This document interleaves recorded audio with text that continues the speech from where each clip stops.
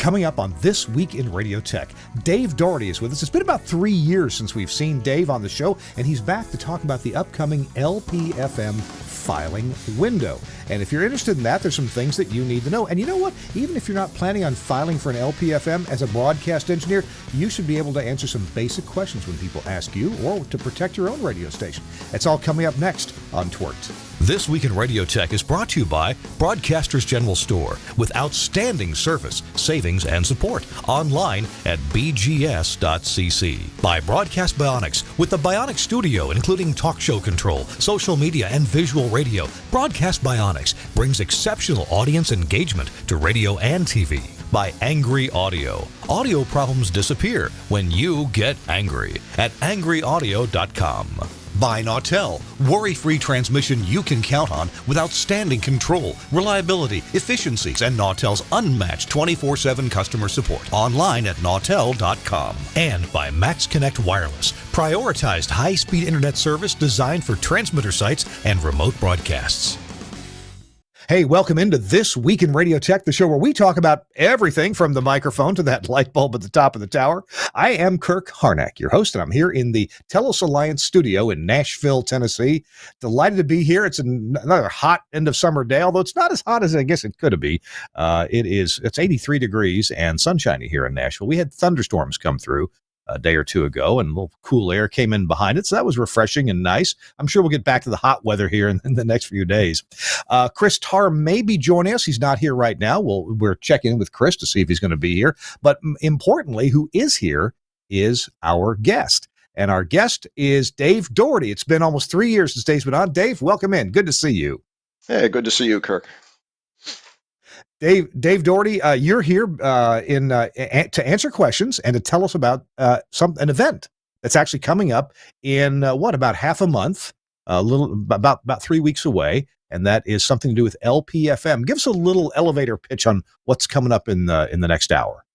Okay, well, we're going to talk about LPFM, what the service is, who's qualified to be a licensee, and we'll take a look at some engineering studies that I've pre-produced for the show, and obviously can be done anywhere in the country. The next event, the big event for LPFM now is a filing window for new stations, and also major changes for existing stations that would be changed from one location to another that's farther than the normal distance or stuff. Usually in a window like this, you don't get many major change applications. The new station window opens November 1st, and it will be open for a week. It's the first one that we've had for new LPFM stations in 10 years. So it's a big deal. Okay. And yeah, go ahead. Dave, I'm sorry. I was confused. For some reason, I was in my head. I was thinking that the window opens September. Is it September, or you just said November? The window opens in November. What happens on September 1st is a freeze for existing stations, low power stations and translators to propose changes. So between now and September 1st, if anybody's been thinking about making a change, this would be the time to go ahead and file that application. Once the application's in, it gets cut off on September 1st, and all LPFM applicants have to respect that application, protect that application. Okay, that's making sense now. First event. And then as we get closer, there'll be an announcement about changes to full service stations. There'll be a much shorter freeze on that, probably just maybe even just the duration of the window. And the whole idea here is to give everybody an equal set of data to work with. Where are stations? Because LPFMs are allocated based on distance from other stations. And so if you have a station that could be potentially in conflict, it's moving, you need to know that, and that can't change during the window, because everybody's assuming they have the same data, and all applications filed during a filing window are assumed to be filed as of close of business on the last day of the window. They're all considered contemporaneous. There's no advantage to filing on day one, and there's no disadvantage to filing on the last day. Gotcha. Okay. They're all that makes sense. equal. Hey, Dave, we're going to hear from Nautel, but before we do, I got two very quick questions for you Sure. that kind of have to do with our one of our sponsors. What transmitter power output level do LPFMs typically use? What range of powers would they need to purchase? Uh, Depends on the antenna Sure, and on the sure, height, because once you get above 30 meters above average terrain, the amount of effective radiated power you can run drops dramatically as you increase with height. But for a right, right. typical 100-watt ERP, 30-meter above average terrain, if you don't have a second adjacent window kind of interference showing that requires a special antenna, you're probably going to use one bay or maybe two. Hmm. If Hmm. you use two bays, the transmitter power output will likely be something like 120, 130 watts. Use one bay, probably more like 250. So, Okay, okay. depending on where you're going, there's a lot of transmitters out there that are 150 watts. There's a lot that are 300 watts. You're Yeah, okay. That somewhere makes somewhere sense. between those two Mhm. models. And of all the radio stations that I'm part owner of, with Larry Fuss and some other owners at our different properties, none of we don't have any LPFMs, and I've never engineered for an LPFM. We do have some translators, and we have a number of full power stations. Now, the other question is, can an LPFM transmit HD radio? Yes, no reason why Yes. you couldn't. Okay. Um, the economics of it may be way out of reach, but if you Yes. have a Yes. specific need, like for example, a college or a tribe or something, where there's a specific controlled audience where you can basically hand out HD receivers and operate a second or third program service, there's no reason why you couldn't do it. Okay. I've got Okay. All I've right. got two translators that are running HD on mountaintops that have fabulous coverage out here. Well, yeah, yeah, good deal. Okay, that makes sense. Now, Dave, we're going to take just a minute and Sure. talk about our sponsor, Nautel. And I'm going to ask Suncast if he'll show the web page for Nautel's VS. Oh, no, we're going to back up. I'm sorry, Suncast. I want the VS series of transmitters. I'm sorry if I thought I sent you the right link, but I may not have. Nautel has been making this VS series of transmitters for quite a long time, and I've got a few of these.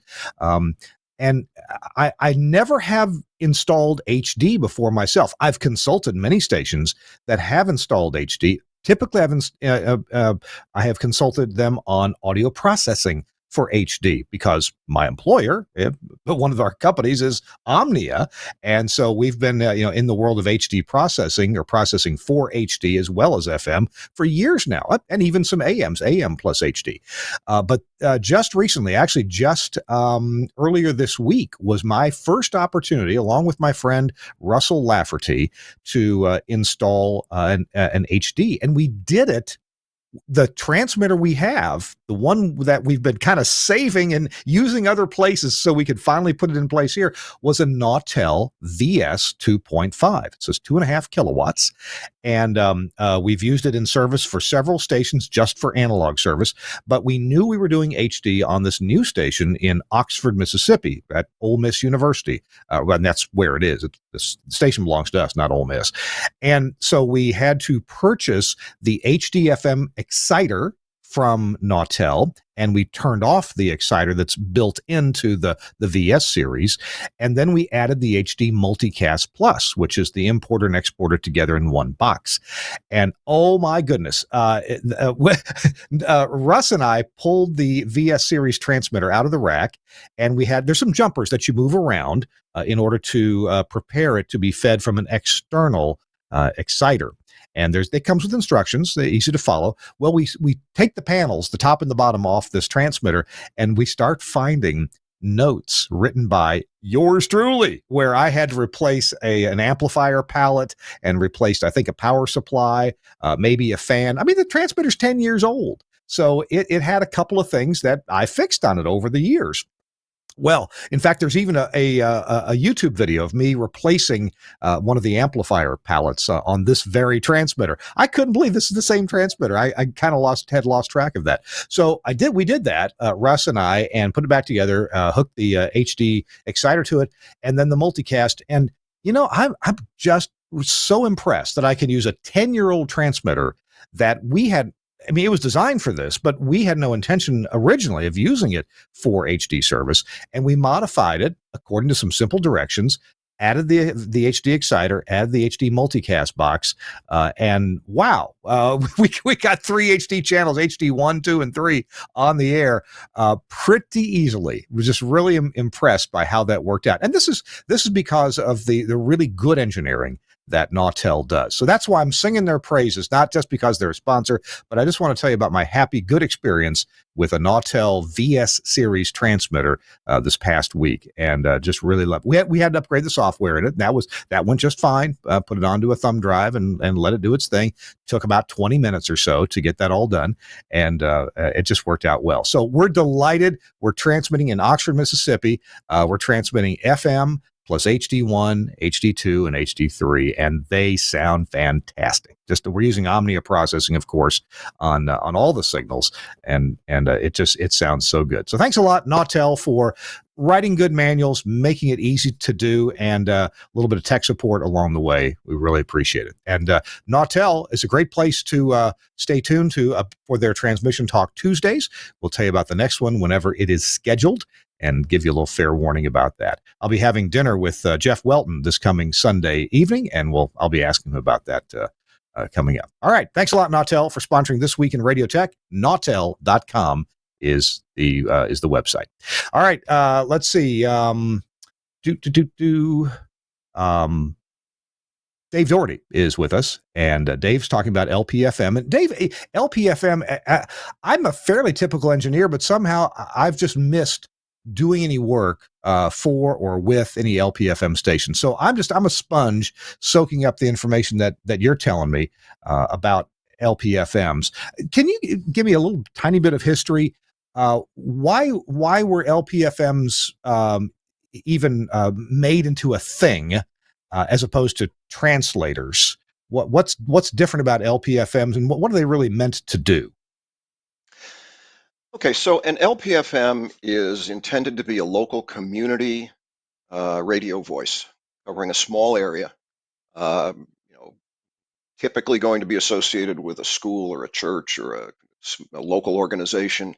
You can only have one unless you're a community that's operating a public service service on the LPFM, and then you can have 2.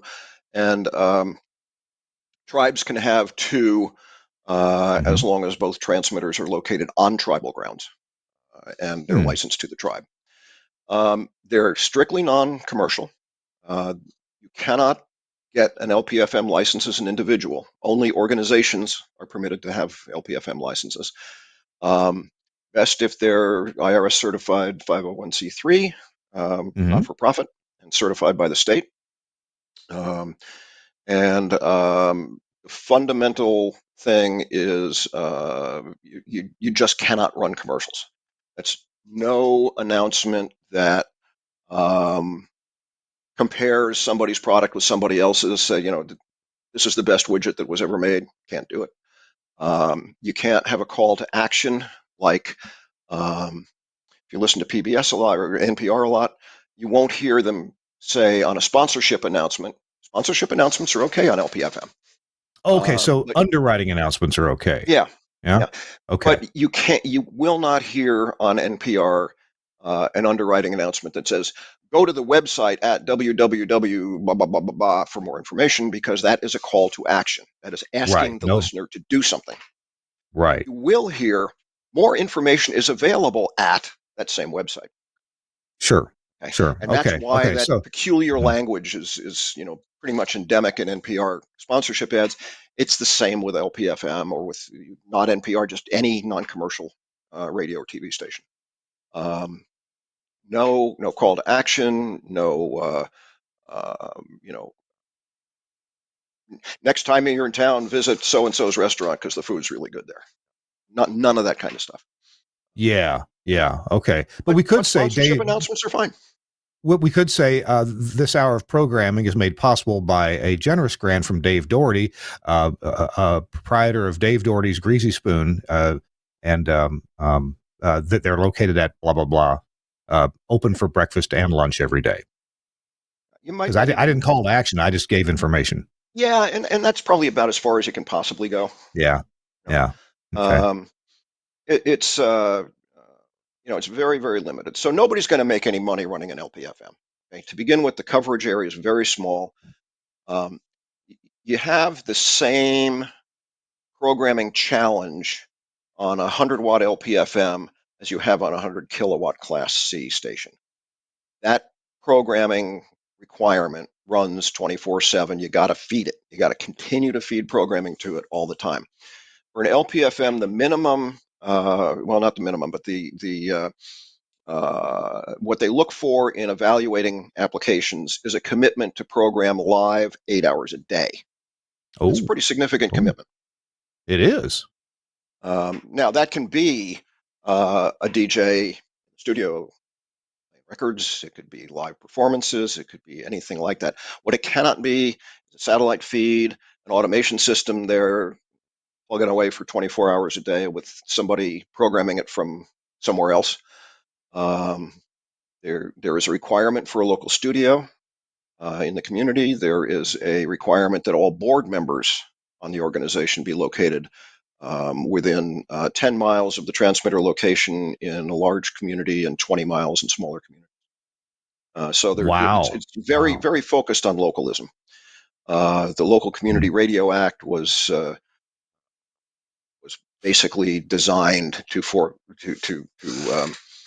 support this kind of local programming, where it was perceived that there was a significant need for it, and there's a lot of LPFM stations out So my question then would be: it seems if you want, if your organization thinks an LPFM is what you need to serve the people interested in the same things you're interested in, let's say a tribal community or an ethnic community in a city. Here in Nashville, where I live, there's a large Hispanic community, mostly in a certain area of town, although spread out. There's a large number of people from East Africa, Ethiopians and Kenyans, that I don't know if they're spread out or if they're in a certain area of town, but they're definitely areas of town, and certainly many cities have this. But my question is, let's imagine you're a tribal community and an LPFM seems like the right thing. Why wouldn't you just go ahead and apply for a Class A FM? What is the upside to an LPFM over the regular commercial Class A route? Getting a commercial or non-commercial full service station is a totally different animal. Um, It sure is. Yeah. the To get a commercial Class A, let's say, you would have to do a frequency search and show that a frequency is available in the community you want to serve, that the Mhm. community is uh, it qualifies as a community, and that it has a local government, it has some local stuff going on. Oh, Um, okay. Okay. and then you go to the FCC with an application for a new station, along with a petition for rulemaking to allocate the channel to that town. Oh, yeah. Okay. Yeah. So the next step is the FCC says, yeah, okay, we like this idea. And they go out and they say, okay, we have a proposed rulemaking to serve Smallville with a new Class A on 97.7 or whatever. Mhm. And they open it up to competing applications. Well, maybe 97.7 works in, Tigerville over here or someplace else. And people can come in and say, okay, they can file competing applications Mm. for to Mhm. allocate that channel to other communities. And if that happens, then they go through a whole analysis called a 307B analysis, which determines which of the proposed communities is more preferred from among the proposals. They allocate the channel to that community. And then, and that process probably takes 2 or 3 years. Once Oh. that's Mhm. gone through, then the channel comes up for auction at the next commercial FM auction. When was the Mm. last time we had one? In a long time. I don't remember, but it's been years. So, you're embarking to create a new commercial station in a community. You're paying upfront for the engineering and for the application fee. Mhm. You're certainly paying lawyers to get it done. You're probably paying lawyers and engineers to work on the comparative, community showings, which one's better. Mhm. And at the end of that process, even if it gets assigned to your little town of Smallville, you do not get a pioneer preference. You get nothing for that, all that effort. Anybody can come in and bid on that channel and beat you out. So Got you. there's no Yeah. there's no uh, there's no assurance in this. There's no it's just not, it's a difficult business plan. Yeah. Yeah. Propose a new commercial station. Gotcha. I've been through the process, or my business partner Larry Fuss has certainly been through that process, and I'm sure many have. So there's no pioneer preference like there was decades ago. Right. There may be some minority preferences, but still, you got to have money. You got to bid on this auction process, right? Yeah, you got to have money, and if you own other stations, you're automatically at a disadvantage because there's a new entrant preference. Okay. So if you don't own stations and you bid, your bid is worth more than the number of dollars you bid. I was just thinking, what a crazy way to allocate radio stations. I mean, I know it's such a patchwork, and it's made sense each step of the way to the political pressures that went into it. But what if we hired airline pilots this way? Okay, whoever has the most money and it's the first time they've flown an airplane, you'll get the job to fly the airplane. That's pretty much the way it would work.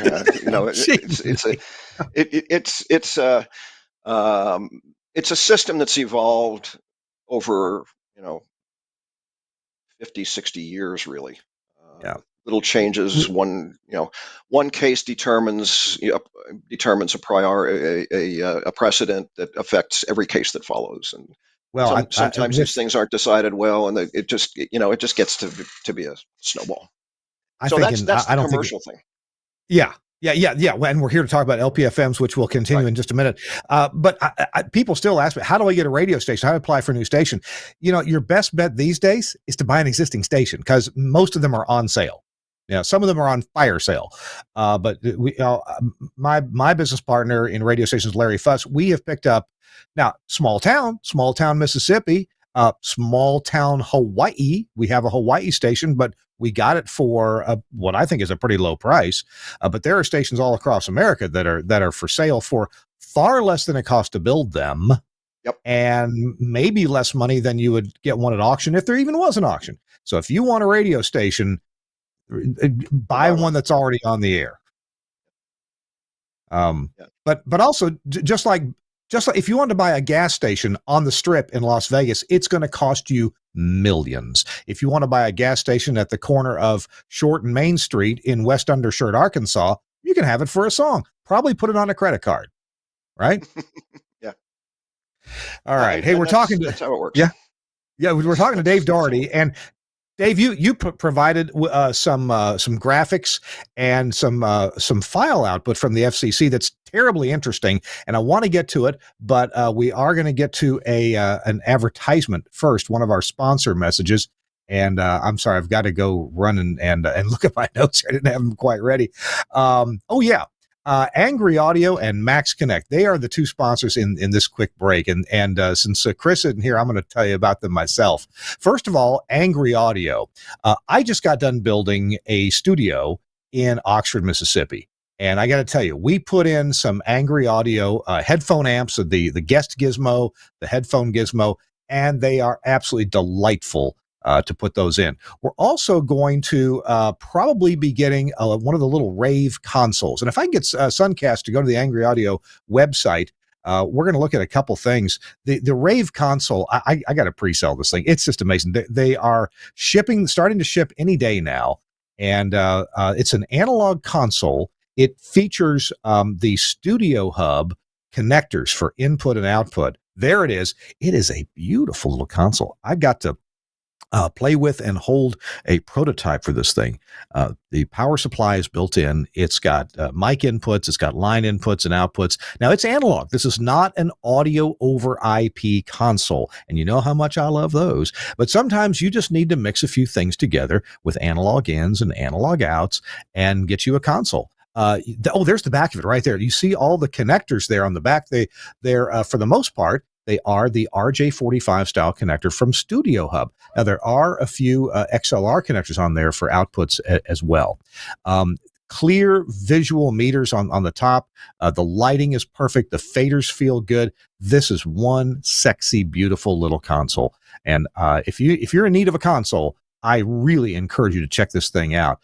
Channels 1 through 4 are switchable between mics and lines. There's a preview or cue available for every input. The on-off buttons are slightly recessed to prevent accidental actuation. You can talk back to guests, so you have individual headphone outputs, and you can talk back to your guests. There are 2 mix minus outputs with talkback, and channel 7 and 8 are capable of that mix minus. It's got a really nice wrist rest. That's the curved part on the front. Just love this thing. It's an awesome little console, and I'm anticipating that you're going to love it too. I got to put in some other Angry Audio stuff, and that. For so long, I've been talking about the headphone gizmo. That's the one I say you won't snag your pantyhose on because it's nice and curved. Well, I showed one of those to our morning guy in Oxford, Mississippi. And I said, what would you think about this mounted right under here? And you could plug your headphones into it.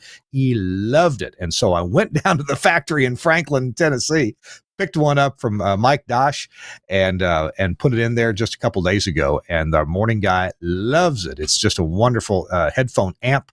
It has both kinds of input or outputs, the 1/4-inch tip ring sleeve and the 3.5 millimeter tip ring sleeve. Easy to wire up. I ran a little wall wart power supply over to it with 16 volts AC, and then ran my cable from. In fact, I grabbed a cable off the shelf, a Cat 5 cable, plugged it in, and hooked it up to the output of an Axia X node, and bam, it's just beautiful. So check it out from angryaudio.com. Hey, our show, there's the website right there, Angry Audio. Our show is also brought to you by Max Connect Wireless. And I know for 3 or 4 years now, we've been talking about their wireless IP service that is it's done using Cradlepoint or other modems on the 4G LTE network. And I got to tell you, when the same station in Mississippi, we got that thing hooked up, and we had fiber service on order for months, and the fiber supplier was just kind of slow in getting it done. So we put a Max Connect wireless box at the transmitter site, and it worked just great. So great. Let me see. Gary Morrill is here, and he's going to tell you about it real quick, and I'll be right back. Here's Gary. I'm Gary Morrill, Midwest Regional Director of Engineering for Alpha Media. When I first spoke with Josh Bone about Max Connect, he told me they'd work great for remote transmitter sites where connectivity was a challenge. And he's absolutely right. We even have sites where we're using this as a backup to our STL using Max Connect's dual carrier option, and it works perfectly. We also have times where we need to be able to get out to a venue where it's kind of challenging because everybody and his brother is trying to stream video at the same time, like at a big sporting event. And you know what? Our data gets through every time because it's prioritized packet data. It works for us. It'll work for you. Max Connect. Check it out. We checked it out, and we used that Max Connect wireless for almost a month at the transmitter site. We remoted in, got all our stuff configured. We even had streams. We were streaming out of it. Fantastic box, fixed IP address, and prioritized data, and we were just absolutely delighted. Now, we got the fiber in this past week. On Monday night, the guy finished up the fiber installation, and so now we're off of the Max Connect box. But thank goodness for that lifesaver, the Max Connect wireless box. MaxConnect.com. There's the Max Connect group at MaxConnect.com. I know it's spelled funny, and that's what you need to check out right there. All right, thanks a lot, Angry Audio and Max Connect, for sponsoring This Week in Radio Tech. 2 companies you need to know about because they'll make your life better as a broadcast engineer. We're talking to Dave Doherty, and we're getting around now to talking about the LPFM window and some interesting LPFM engineering topics. Dave, I'm going to let you direct where we're going to go in our conversation next. We do have some graphics to show, so whenever you're ready, why don't you just let Suncast know, and we'll pop them up on screen. Okay. Well, so I've been working on software for many, many years, and I tend to be a visual thinker. I like maps, I like diagrams, I like graphs and charts and things like that, rather than spreadsheets full of numbers. So what I developed here is a visual allocation tool, and I'll give you an example. Suncast, if you could put up the first one. Um, this is a map of the United States, the CONUS, obviously not Mhm. including Alaska and Hawaii. Everywhere that is red, deep red, those are Mhm. areas where an LPFM station would be too close to a Channel 6 station. The larger circles are full service Channel 6, the smaller ones are translators, LPTV, Class A TV, stuff like that. So you can see, I think my count was 90 stations operating on Mm. Channel 6. And they do have a pretty significant impact in some areas, like look at Pennsylvania, for example. Mhm. The more salmon color red is areas where an LPFM station would be too close to another station, either a full service station, a translator, another LPFM. And so you would not be able to put an LPFM station in either the darker red or the salmon. The yellow areas are areas where you would meet the minimum spacing requirement, but you could expect to receive interference from other stations. And then the white areas are where you're basically free to go. So if you look at Gotcha. this, you Mhm. see, what you would normally expect. Most of the East Coast is pretty much jammed up. There's a few little spots here and there. There's, South Carolina. There's a couple in Virginia, upstate New York, and the Adirondacks, and upstate Maine. And then before to get into any other significant areas, you're into places where population density is very low. Central Yeah. Oregon, Nevada, the Dakotas, mountain Montana. So this particular one is 88.1, channel 201. FM channels, in addition to frequencies, FM frequencies are associated with channel numbers that go from 201 for 88.1 to 300 for 107.9. Dave, this is worth pointing out for those not familiar with these kind of maps. This map represents one FM channel, one FM That's frequency. correct. It's going to be different for other channels, but if you want to put a station on this frequency, I'm sorry, what'd you say this was? This is 88.1? 88.1. Yep. Yeah, this So is where you couldn't put one, and the white well, areas are where you could. where you could, right, and the yellow Yeah, areas are where you could, but you could expect to get some interference. gotcha, So gotcha. So, the yellow mhm, areas typically surround the salmon areas by a few kilometers, sometimes a lot more. It mhm, just depends on the circumstances. But this shows for 88.1 every conflict. Channel 6, co-channel conflicts on 88.1, first adjacents on 88.3, second adjacents on 88.5. There are some special rules for third adjacent. You don't have to protect a third adjacent, but if you do interfere, you're going to have a bit of a problem. Um, and there are also 200 protected full service stations that aired radio reading services on subcarriers in the year 2000 who are on a list that have to be protected mhm. on the third adjacent. That's all included Ah, in this. All of that is okay. built in here. It's Okay. okay. So It's yeah, yeah. so this is the non-commercial band. This is the reserve band below 92. This one happens to be 88.1. But they all look very similar. Now, once you get above 92 megahertz and you're into the commercial band, you no longer have to protect channel 6. So if we can have the Mm. next slide, Suncast, you'll see that now we don't have any more of those reds. Um, Yeah, but we yeah. still have a very similar situation. Got some space in upstate Maine. This one happens to be 97.5, I think. Um, So we got some space in upstate Maine. We've got these little yellow areas here and there, and some more areas that you could put a station. But again, they're generally areas where there's not a lot of population. Now, I'd Uh, like to point out, Dave, that these salmon circles, the pink circles here, those are commercial stations with significantly larger coverage area than an LPFM would have. These aren't LPFMs. These are the stations that you can't locate too close to because you'll interfere with them and they'll clobber you if you're inside their area, right. right? Some of them Okay. are LPFMs and some are translators. They're all Oh, included I in do this see some study. tiny little circles. Yeah, I see a few Yes. tiny Yeah. circles. Yeah. Those would be translators or LPFMs. Okay. Um, the co-channel spacing for LPFMs is 24 kilometers, or about maybe 18, 19 miles. So they can be pretty Okay. close together. So they don't preclude a whole lot. So when you see a tiny little spot like that one in Nebraska there. It's just that's probably an LPFM or a small translator. If I was in the real estate business, I might think if you want to buy a cheap house or some cheap land, go to the white areas because ain't nobody there. Yeah. Of course, out west, a lot of that is federal land. It's not for sale.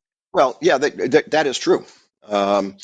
And BLM controls a lot of that terrain up there. And then when you look at Nevada, I mean, Nevada is basically Las Vegas, Elko, and sand. Right. Yeah. There are other places there, but that's, I mean, fundamentally, there's not a lot of population in that area. And there's Reno. Yeah. Yeah. And then, and as if you start at Salt Lake and you go west, you're on Highway 50 or the interstate that goes through that, which is both considered like the loneliest roads in the world.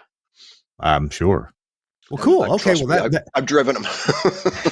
so there are some slivers of space east of the Mississippi that you could put Yes. an LPFM on this frequency, and it's different for different frequencies. But every frequency is different. And one of the cool things is that I take these 100 frequencies that make up the FM band, and I produce these maps for every single frequency nationally, like you see here, or in your local area, which we'll show a couple of examples of in a couple minutes. And when I upload them into a PDF document, you can use the scroll on your mouse, or you can use page up and page down and basically run the movie on the entire band. So if you're looking for a channel in a particular location, you can just scroll through the entire band, channel by channel. Okay. It's really cool. I'm sorry we can't show that here.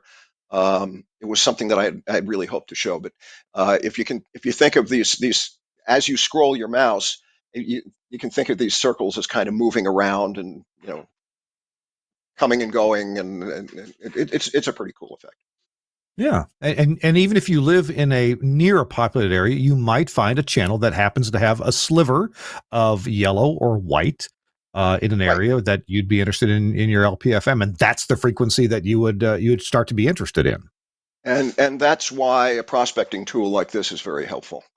Let's go to the next. Let's see. This is going to be Corvallis Channel Finder. Look at the channel finder first. So this is a way close up on kind of what we saw before. Right. So Suncast, can you put up the channel finder for Corvallis? Do you have that? Is that the document from the FCC, the output? Yeah. Okay. That's the PDF. Okay, there we go. Okay. So here is the FCC makes available a thing called a channel finder. Available online. Okay. The only thing you need to know is latitude and longitude. And you can go look up the latitude and longitude of any community in the country online very easily, and you stick it in there, and this tells you what is available in that community. All 100 FM channels are studied. It happens very quickly. It gives you results that are very, very fast. And you'll notice that, here we have no channels that are completely available, but we've got 1, 2, 3, I think there were 4 that have second adjacent channel issues. If you scroll back up a little bit. So they describe the issues, yeah. Okay, and so this 207, which is the channel number for 89.3, look at the note. The channel is short-spaced to low-power TV channel 6 station. That means that special rules apply. You can go to them and you can ask for a waiver, which they can grant or not. If they grant it, then you have a second adjacent issue to resolve with respect to KLCC. If we go down a little bit, there's 254, 98.7. You can see why I like to deal with channel numbers. It's just so much easier. But we have a total of 4 channels that are available, and they all have second adjacent interference issues that need to be addressed with special studies, with maybe a special antenna, but need to be addressed anyway. They're not grantable as is without a special showing, and critical, a waiver request checkbox on the form. Okay, so now let's go to that Corvallis map.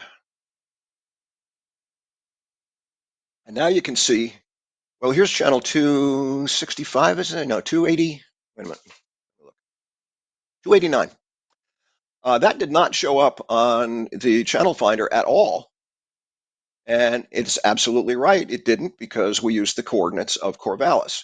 What it did not Okay. tell you is that Mhm. nearby Corvallis, this frequency is wide open, and it might be useful to you. And you were Um, saying that you're a visual person because a textual output is going to tell you the truth for that point on the map, but there might be a point nearby. This is okay. Precisely. This is why some airlines offer, hey, if your dates are flexible, we'll show you other fares, maybe a lower Right. one, a day before, 3 days after, that kind of thing. Okay, Yeah, so that's and why it might the not, it might not visuals go help. from it might not go from Seattle. It might go from Bremerton, or Yeah. whatever. Yeah. Um, but this is why I say this kind of tool is really, really helpful if you're searching for a transmitter or searching for a channel to serve a community. So what does And this tell us? Where could we put something on the left? well, it could go with, remember, the yellow is an area where you could expect to get interference. Now, this is very, Hmm. very simplified. It really has nothing to do really with the real world. If you're serious about this, we want to do some studies using terrain data, to determine what kind of interference you can really expect. But this is Oh this is the yeah. very simplified methodology that the FCC came up with, that says, okay, if you're in this yellow area, you could expect to get interference. If you're in this white area, you can expect not to. Um, and Oh, but expectation terrain is is the key not. thing. This is mileage only, right? This is no It's terrain mileage only. It included. has nothing to do with terrain. And if you know this part of the country, there's a world of mountains between Salem and Corvallis. None of this makes any sense in the real world. But Now, this is a how they do it. consultant like yourself, Dave, would if you found a prospective location here, would you then go do I don't know, what do you call it, a Longley Rice study or some other terrain study to see Yeah, what your yeah. I, expected I coverage use might be? I use PTP, point to point protocol, or point to point. Hmm. It's similar to Longley Rice. It has fewer adjustments you can make, so it's more consistent from Hmm. one practitioner to another. The FCC accepts it just as well as they accept Longley Rice. I've used it Okay. for a number of cases.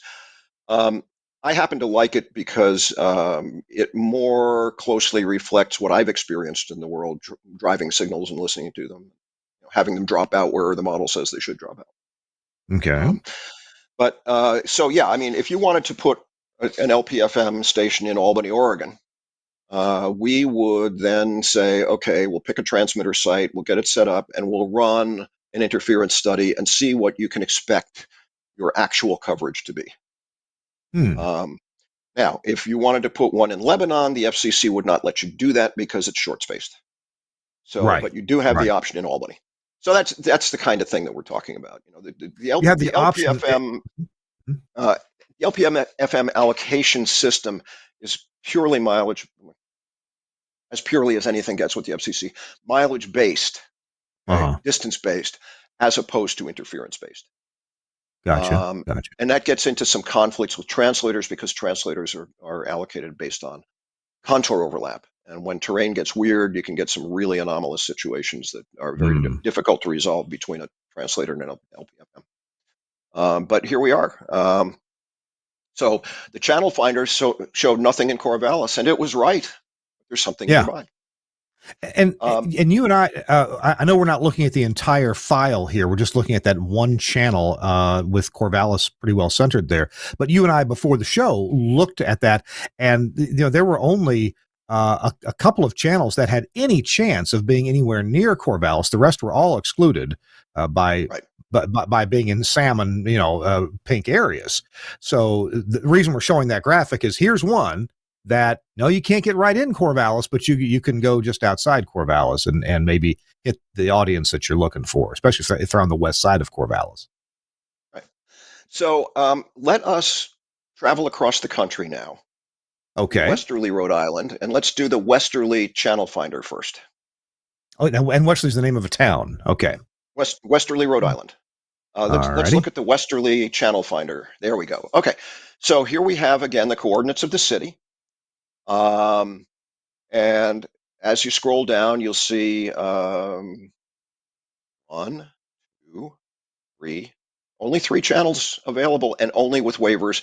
And then it says 269, 107, 101.7 is available. Okay.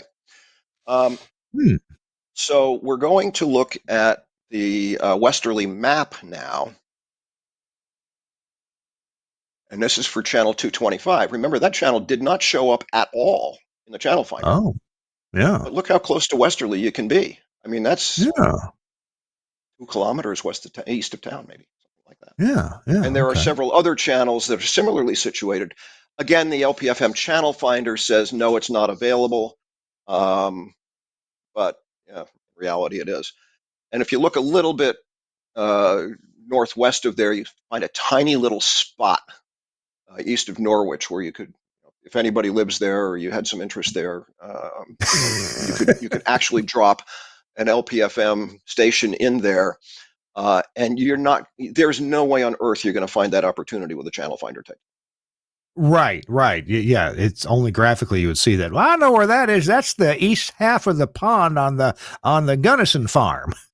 It could be totally underwater. But you'd be amazed how many commercial stations were allocated on the basis of little tiny spots like this. You're right. Over You're the years. right. Where you, And yeah, TVs yeah, as well. and how does rounding work into this this mileage separation? Does it figure in? You can round to the next, the next even number. Like, let's say the requirement is 24 kilometers, you can be 23.5 and still meet the spec. And these maps all Okay. take that into account. Oh, they do. You are They've allowed. already taken in. Okay. Yeah, if the rule states that a requirement is 24 miles or 24 kilometers or whatever it is, 23.5 is acceptable. If it says it's 24.1, then Yeah. you're into 24.05, rounding up to 21, 24.1. Interesting. So you have to pay attention to the rule that you're reading in order to determine how to round it. Okay. All right. Good. So, yeah, Westerly's got a possibility there in Rhode Island. And help me with my geography. Is that Connecticut immediately to the west of Rhode Island? It is. It is. Okay. Okay. Yeah, that's the I-95 corridor up from New York to Boston. You Yeah. go through New London, Groton, the submarine base Yeah. there, Then there. Yeah. Mystic, Connecticut, then into Westerly, and then you go through southern rural Rhode Island, which has just some lovely, lovely beach communities, and then on up into Providence, and then up into the Boston metro. We're going to continue in a couple minutes. We're talking to Dave Doherty. Dave is an expert at many engineering things, and one of them is helping you apply for an LPFM. We're going to have some information about Dave's business called skywaves.com. You can go to his website there at skywaves.com and get you some consulting for seeing if an ask Dave Doherty if an LPFM is right for you. And he can get you an answer pretty quickly. I'm Kirk Harnack. You're watching or listening to This Week in Radio Tech. And our show is brought to you in part by Broadcasters General Store and their featured manufacturer, Broadcast Tools. Now, you've known Broadcast Tools for many, many years, as I have. And one of the things that you probably don't know about, and I think that may be because I think am I correct in saying that it's free? Suncast, if you pop that, did I provide you a page for that? I thought I did. I meant to. Yeah, the NetSwitch 3. Yeah, it's free. That's why you won't find it on any price list. The NetSwitch 3 free switcher control and scheduling software. Hey, not everybody needs this, but if you do, this is some pretty cool stuff. NetSwitch Free is a free PC-based graphical control and event scheduler application for Broadcast Tools switchers. Now, the NetSwitch software may be used with all of Broadcast Tool switchers, and along with switchers from other manufacturers that allow serial single computer or Ethernet LAN WAN operation. It can work both ways. Broadcast Tools really does, as you know, if you've used their equipment, and they make a huge variety of things. We certainly use their silent sensors at transmitter sites, places where we can't conveniently have an audio over IP network or a PC running. We'll use broadcast tools hardware to alert us of dead air or a channel gone, that kind of thing. And Chris Tarr loves these things too. He uses the web-based silent sensors. But this NetSwitch 3 is, again, it's absolutely free, and maybe that's why you don't find the dealers recommending it a whole lot, because they don't make any money from it. But you can go to the Broadcast Tools website and check it out there. Broadcast Tools, listen up here if you're not familiar with them. They make satellite channel controllers to do satellite channel switching. They make audio mixers and distribution amps. They make silence monitors and program schedulers, especially when you use them with the NetSwitch 3. The Broadcast Tools line is available from top distributors, and one of those certainly is Broadcasters General Store. You can go to their website of Broadcasters General Store at bgs.cc. There you see it online. It's really convenient, bgs.cc. And, I don't know, in this day and age when it's sometimes tough to get people on the phone, maybe you don't want to get somebody on the phone. Maybe you do want to get somebody on the phone. BGS really has built their business around talking to you and listening to you on the phone. They are really set up this way, from their salespeople who work from home and the salespeople who work from their office in Ocala, Florida. They have got custom software that they have literally built over the last 20 or 30 years to get you accurate quotes, to get you the best discount you can possibly get, to find out availability and shipping options and how soon you can have your piece of equipment. Whether you're ordering something from Broadcast Tools, or maybe you need a CD player. Remember when you used to use those all the time? Maybe you need something like I do. I bought some Telos Alliance hardware and software lately, and we order ours through Broadcasters General Store. They got sharp pencils there. We get a nice discount, and but no nicer than you'd get if you call them up. So contact Broadcast General Store at 352-622-7700. That's 352-622-7700. Put that on speed dial. I mean, put that into your phone's Rolodex, if you will, and your contact list, and you'll be really glad you did.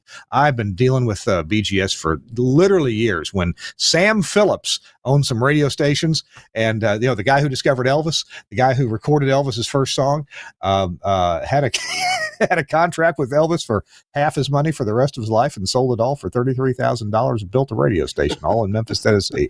My goodness. Well, and hey, just a month ago, I got to spend the evening with one of Sam's sons, Jerry Phillips, at a gala awards event. Anyway, I didn't mean to run off on that topic, but BGS is such a great place, and so many good people work there, and they really have sharp pencils and availability as good as anybody else's.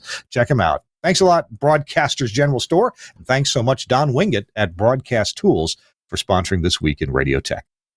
All right, I'm Kirk Harnack in the Telos Alliance studio in Nashville. Dave Doherty is with me right here. Dave, what part of the world are you in? I failed to ask. Where are you at? Well, I currently live in a place called Bainbridge Island, Washington, which is yes, actually, you told me that a while ago, near Seattle. Yeah, across the Puget Sound from Seattle. It's a 35-minute ferry ride. So we get access to the big metropolitan area, but we have a nice, just an easy lifestyle here on the island. We'll get back to the LPFM. Grandkids live about a mile away. Nice.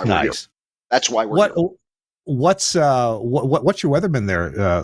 What's your weather been like lately? Has it been hot like a lot of the rest of the country, or not? It has not been as hot as the rest of the country, because we're surrounded by the Puget Sound, so our temperatures here are about 10 to 15 degrees lower than they are in Seattle typically on a hot day. It's been up in the 90s to 100, and we've had some inland temperatures up in 110 or so, off and on. But we have had a very warm, dry summer here, to the point now where, for the first time in a lot of people's memory, fire is a real concern. Okay. It's a very rural area. There's a lot of open fields. There's a lot of forest, and so it's just one of those things. You just have to be prepared for it. We have a very sometimes I think of Washington State, and I think of apple industry, and I think of the wine industry. Is any of that in your area? Is that more in central Washington? That's across the Cascade Mountains from us. So Washington is in the west. It's the Olympic Mountains and the coast, and then we have Puget Sound, which is the Seattle and the whole metropolitan area here. Yeah. Then the Cascade Mountains, Mount Rainier, Mount Baker. On the other side of the Cascades, you slope down into uh, Yakima, Wenatchee, Moses Lake, Mhm. all the way down into Spokane. That is orchard country on the slopes, wine country, and then it goes into farmland. There's some very fertile farmland in the center of Washington State. It's all made available by the fact that we have the Grand Coulee Dam, and they basically unlimited power to run deep, deep wells to irrigate Ah, farmland. gotcha. Gotcha. All right. Well, So it's an we're here to interesting talk. place. It's very, very diverse. We're here to talk about LPFM, and so what else? What more do we have to hit on this topic? I think we've covered most of what we can cover in an hour. Mhm. I would say if anybody here is interested in, taking advantage of some of these frequency searches, I'm more than happy to provide them. Charge for them, of course. So I've got a lot of development time, but they're very useful, and I'm happy to provide them to other consultants who think they might be able to use them. I'll help people with applications. I'm not a lawyer. You need a lawyer. Trust me on this. LPFM applications need lawyers. Every Ah, okay. every I has to be dotted, every T has to be crossed exactly the right way. Because if you get into a competitive situation where you've got 2 or 3 or 4 or 10 applicants who are in a mutual exclusive group, then they go down and they look at everything, all the way down to the most minute details. And there are special procedures you can use if you find yourself in an MX group. You can um, there are things you may be able to do, things you may not be able to do. Um, but it's really the province of lawyers and engineers to work out what happens when you find yourself in an MX group. Most LPFMs, typically, in my experience in the last window, were singleton. They were not they were not in MX groups, but I was involved in two that were three-way groups, and Mhm. we had to negotiate. In both cases, we had to negotiate um, operating agreements and transmitter sites and all kinds of stuff among the three applicants that stood up in the end. Earlier in the So, show, I mentioned your website, skywaves.com. And actually, had I gone and read the couple things that are on your website, I would have known the answer to some questions. I'm glad I had a chance to ask you, and you answered verbally. But if you want to get a reminder of, for example, some of the requirements for LPFMs, it's right there on Dave's website. It's skywaves.com. If you want to know some of the requirements, basic information about LPFM stations, there's a link right for that. And I'll put these in the show notes, by the way. There's also a link that shows some sample plots of both in the both domains. Let's see, looking down on the Earth and looking sideways at a path, for example. If you need to run an STL or a microwave path, Dave's got a lot of good samples there, and you can see how that works. Dave's been involved in construction projects as well. And then is this page old or current? This new commercial channels, Dave, that's got a list of commercial channels. that's recent. Okay. Probably at this point, maybe a year old. The FCC went through a couple of auction cycles for commercial channels that were allocated for non-commercial use. There's about Ah, 90 of them or so. They're yeah, they're officially non-commercial educational allocations, but they're in the commercial band.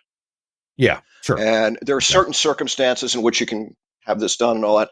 They went through a couple of auction cycles. Nobody was interested, so they removed the non-commercial nature of that allocation. So those allocations are now available for commercial use. You have to wait for a window. The window will come up sooner or later, and then commercial interests will be able to bid on those. And there's a list of those channels right on the website. Oh, so I've got a question. I'm sorry, I don't have all the information here at hand. In Hawaii, on the island of Kauai, we have a station that is licensed to the little community of Hanapepe, and that's fine, except that, of course, we're required to city grade Hanapepe, and because Mhm. of the terrain of the island of Kauai, that's a little inconvenient because that's not where the population is. There's a small Mhm. population in Hanapepe, and they deserve to be served, but our commercial interests dictate that we kind of like to serve, where the bigger population is. And Right. so, here's where I don't know the details. Is it it seems like we applied for a non-commercial station to go there. And I don't know what class or what kind, but it seems like that's all getting worked out. So my question, I guess, comes up being, is there any kind of class of station that doesn't require a filing window that you can put in to replace something that you want to move out? Am I speaking just outside of my head, or is there some truth to what I'm thinking? Yeah, there have been a lot of changes over the last 10 or 15 years. The rural radio policy came out. Hmm. You basically you can change, and what you're talking about is changing your community of license. Yeah. Yeah. And I assume that would involve changing your transmitter site as well. We Or at would least, like to eventually, yes. We're in a very inconvenient location so that we can city grade Hanapepe as well as hit most of the rest of the populated part of the island. okay.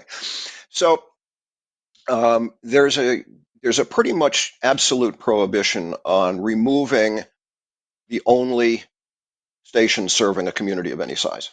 Right. The exceptions are if you can establish that the community dissolved and was taken over by the county, or it merged with another community, stuff like that. Absent that, Mm-hmm. you're going to have to serve on a PayPay. So, can you, in a, let's say, a non-commercial educational window, propose a new station to serve HANA PayPay Mm-hmm. to Mm-hmm. what we call backfill your coverage in Yes, that community and that's the word. allow you to move to a different community? The answer is yes, that can be done. It's fraught with all kinds of issues, but if you have a lot of patience, it's been done and it can be done. Okay. But you mentioned a filing, the next filing window. So that can't just be done outside of a filing window, I take it. Right, right. No, no Okay. new station can be proposed outside of a filing window. There are some exceptions in Alaska for particular cases, but they don't Yeah. apply anywhere else, as far as I know. Okay. Um, Okay. and so you in Kauai, of course, the terrain there is such that you will never serve 100% of the population of the island. It's just not going to Yeah, happen. exactly. Exactly. So, Yeah. so you want a transmitter site that serves the most people you can get. Yeah. Well, we're missing that cushy area of where the wealthy people vacation, and that's Princeville up in the Right. northern part Oh, of yeah. the island. That's going to be a tough one. That's going to be a tough one. Yeah. Yeah. Yeah. I know something about Kauai. And we found a tower or two that would be great to go on, but the owners of those towers think that they're made of gold. So they're Well, if they're in woo, Hawaii, they probably are. they Having may be. experienced having to hang an LPFM antenna in a tree and some other Oh my wonderful gosh. things. Really? Oh my gosh. Wow. Hey, Uh, hey, at the very end of our show, Dave, what we usually do is save it for a tip of the week. And so I'm going to be looking to you in a few minutes for a tip of the week. What would you recommend people do? Let's say that you're part of a church organization or an ethnic group, or a group of guys who likes to get together and, I don't know, play outdoor lawn darts on Thursday afternoons, but you'd like to have a radio station. What's the next step for people who thought, well, we'd always thought about having a radio station to serve our community of like-minded interests, people, whatever it may be. We're going to get I'd like to get step 1 and step 2 from you right after we come back from this announcement. Dave Doherty is my guest. He's with skywaves.com. He's a consultant to the broadcast industry, and when LPFM comes along, Dave speaks up because he's a big fan of this service and how it helps people out. Our show is brought to you in part by Broadcast Bionics. And this past week, actually the past month, I've had the opportunity to install some of these containerized software programs that do broadcast things. So at my station, my new station in Oxford, Mississippi, I have put in an audio console, an Axia Altus audio console at the transmitter site running in a software container on a Linux server. Also put in a phone system, a Telos VXS phone system, also running in a software container on that same computer. And we can take phone calls, put them on the air. It's really cool. Just amazing. Well, Broadcast Bionics is letting you do the same thing, but in a way that's really, really easy. And if Suncast can bring up that, there we go. This is the virtual rack. Now, I know it looks like a server, but what's cool about this is Broadcast Bionics, and they got some clever minds up there. They have arranged this thing where I tell you, this thing is kind of like a vending machine. All right. You turn it on and you browse into it and you get like an app store of broadcast products that run in software containers. So you pick the things that you want. Let me suggest you pick a couple of Axia Altus consoles and load them up with some extra faders, if you like, and then load them up with WebRTC remote connectivity. Just turn those things on. Now, you'll still need a license. Anything you turn on that you want to use, you'll need to license it from their respective manufacturers. Telos Alliance, of course, is one of them. There's an Omnia Forza processing available. There we go. There's some Telos Alliance things that are available there, including the VXS phone system and the Altus console, and the Forza audio processing is in there. And there's a couple other manufacturers represented as well. To be honest, I haven't paid close attention to who they are. I thought there was something in there from Diva and maybe even something from Orban. But these are, it's like an app store. You fill out some registration information, you click on the icons for the things you want to install, and in a few minutes, bam, they are installed. And then you need to go license them from their respective manufacturers. And so what you get is broadcast functionality in this server. Of course, you got full possibilities for failover, for backup, things like that. And on this webpage, if you go to Broadcast Bionics, on this webpage, you can see a couple of video interviews with Dan McQuillan. And on a previous, not too long ago, TWiRT show, we interviewed Dan and he demonstrated how these things work. So I highly encourage you to check out this kind of technology. So many other industries have moved from purpose-built hardware, whatever it was, into the world of software containers. They run extremely reliable in a Linux operating system and broadcast with audio over IP and all the ways that we communicate using IP technology. You can have something that's fast, reliable, sounds absolutely perfect. I mean, the audio is just perfect from these things. And I love this. And the fact that Broadcast Bionics has made this so accessible and so easy with virtual rack, it's worth checking out. Go to bionics.co.uk or bionic.radio. We'll have links in the show notes and check this out. I'll put links to those video interviews with Dan McQuillan as well in the show notes. All right, check it out. Virtual rack from Broadcast Bionics. It's coming. Well, it's where we are going as engineers and as an industry. All right, we got our last couple of minutes here with Dave Doherty on This Week in Radio Tech. Dave is a specialist in filing for stations, finding out where you can put a transmitter. And today we're talking about LPFMs because of the window that opens up in early November. Dave, all right, I'm looking for a tip of the week. What should people do who think they have an interest in owning a low power FM radio station? Okay. So the first thing is, assess your audience, where they're located, how far spread out they are, and whether you can even serve them with an LPFM station. What kind of programming you're going to want to feed into the transmitter to serve this population. Whether you have the resources to provide at least 8 hours a day of programming on a live basis. Yeah. And if you decide, if you go through that self-examination process and you feel, yeah, this is something we want to pursue, then get hold of a good engineering consultant and get a hold of a good FCC attorney. Start the process rolling.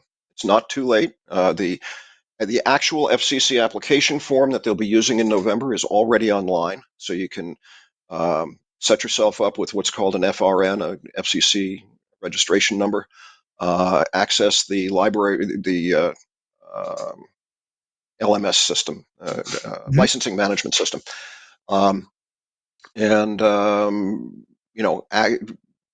act like you're going to start up a new LPFM radio station. Click the file an application and click on new LPFM, and that'll give you the form that is the basis of everything you're going to file with the FCC.